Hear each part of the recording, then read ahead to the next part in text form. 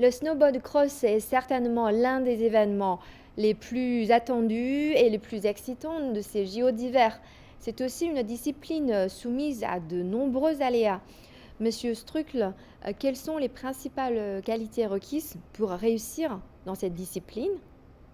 Alors, il y a beaucoup de qualités pour réussir dans le snowboard cross, parce que déjà, comme vous pouvez le voir, c'est un parcours où il y a des virages, des bosses, des hoops, donc pas mal de modules qui sont assez différents. Donc, c'est vrai que ça demande techniquement pas mal de qualités à tous les athlètes, que ce soit en carving, donc pour effectuer un virage correctement, que ce soit sur les sauts, pour pouvoir amortir les sauts de la meilleure des manières et de garder un maximum de vitesse possible, ou dans les hoops de générer de la puissance bien poussée dans les creux, relâchée dans les montées pour générer aussi de la vitesse, parce que ce qu'on recherche dans un parcours de snowboard cross, déjà, c'est pas perdre de vitesse, mais aussi d'en gagner un maximum dans tous les petits détails ou dans tous les petits modules qu'on peut trouver sur les parcours.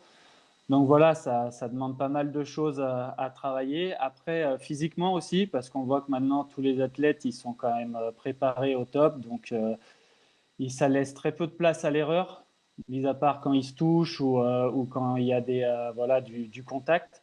Mais globalement, quand ils sont dans leur truc et qu'ils ne se font pas gêner, ben, ils font très peu d'erreurs. Donc ça va très très vite. Et c'est vrai que c'est dur de pouvoir dépasser quelqu'un qui fait pas d'erreur.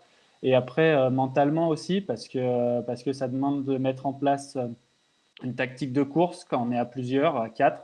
Donc on peut soit choisir de partir devant et de faire la course en tête et voilà, si tout se passe bien, c'est la meilleure des solutions. Soit s'il y a du vent ou d'autres choses qui peuvent rentrer en compte, des grandes parties de glisse où l'aspiration peut, euh, peut rentrer en compte, et ben c'est de partir derrière, mais partir derrière au bon moment. Donc voilà, il faut essayer de faire une combinaison de toutes ces choses-là pour essayer d'être le meilleur possible, sans en oublier aussi l'essence même de notre sport qui est de faire du snowboard. Et donc voilà, de ne pas se perdre dans toutes ces petites choses qui peuvent venir interférer et faire aussi des choses qui soient simples et naturelles pour l'athlète.